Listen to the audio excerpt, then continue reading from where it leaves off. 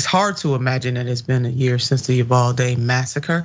Families of loved ones lost are still trying to make sense of this tragedy while calling for change. Take a look at this. For the parents who lost children on that terrible day 1 year ago, sometimes it feels like yesterday, other times like an eternity. We don't ever want them to forget our kids. They had the world in front of them, so much potential. Tom Llamas recently sat down with 3 grieving mothers whose children were among the 19 students killed. Veronica Mata lost her 10-year-old Tess. Kimberly Rubio's daughter Lexi was also just 10. Gloria Casares lost her daughter Jackie and niece Annabelle. They and other Uvalde families have been calling for stricter gun laws and are angry that no measures have been taken to prevent 18-year-olds from buying assault weapons in the state of Texas.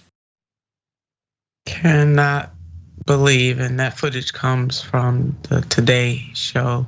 It's just chilling just to see those parents and to listen to some of them and what they have to say.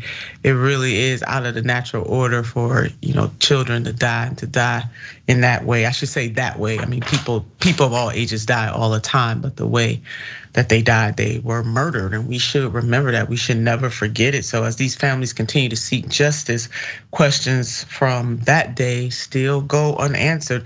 Many victims' relatives have said healing cannot begin without closure, but closure has been impossible because 12 months later, there are still many unresolved questions about what happened that day, most stemming from the failed police response. It took officers an agonizing 77 minutes to enter the classroom and kill the gunman. It was more than an hour during which some of the victims slowly bled to death. And the school is slated to be demolished once lawsuits and pending investigations into the massacre are concluded. Does not surprise me one bit that they would want to destroy that school or demolish that school. And as the grieving community has called on Texas lawmakers to act on gun violence prevention since that day, these lawmakers, because it's Texas, have done, not only have they not done anything, America, they've gone totally in the opposite flipping direction. Texas has moved to widen access to firearms in the years since the shooting. Months before the attack, Texas lawmakers did away with permit requirements to carry handguns. After the attack, the state also effectively lowered the age required for carrying a handgun to 18 from 21. Once officials stopped defending the higher age limit in court in December. This is just it's immoral as hell. They went the total opposite way. No love for what happened to these children, no love for the parents, no understanding of the pain. But the families are not giving up, even though they got a whole bunch of fools in that Texas legislature. Let's call them what they are. Gun violence activists, including the Uvalde family, said they plan to return to Washington, D.C. to lobby for a total ban on assault weapons. And Francesca, there was once upon a time in this country we did have an assault weapons ban. It didn't last long, it was really quick, but we had it, and it definitely made a difference in the fact that you got these spineless cowards in the Texas legislature and legislatures, quite frankly, all over the country where GOP are in control, going in the exact opposite direction of what is needed to stem the tide of gun violence in the United States of America. No, they're monsters, Nina. You know that. We know that.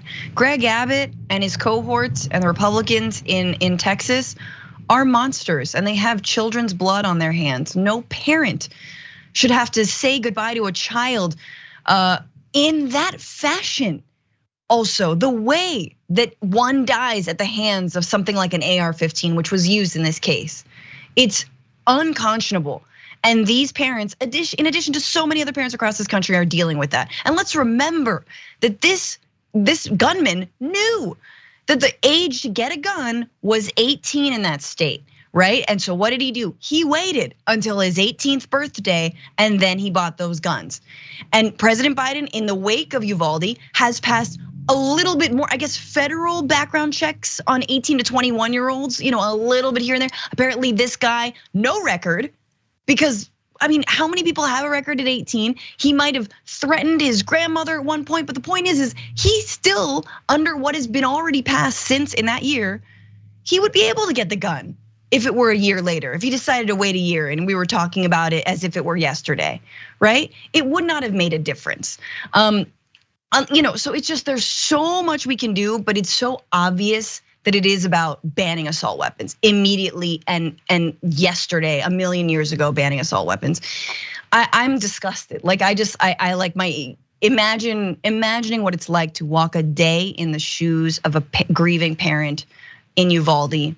It's like, I don't know, man. I think our politicians, what are they lacking? Senator, what is it that they miss? Or is the money that good? Because I cannot believe the money is that good.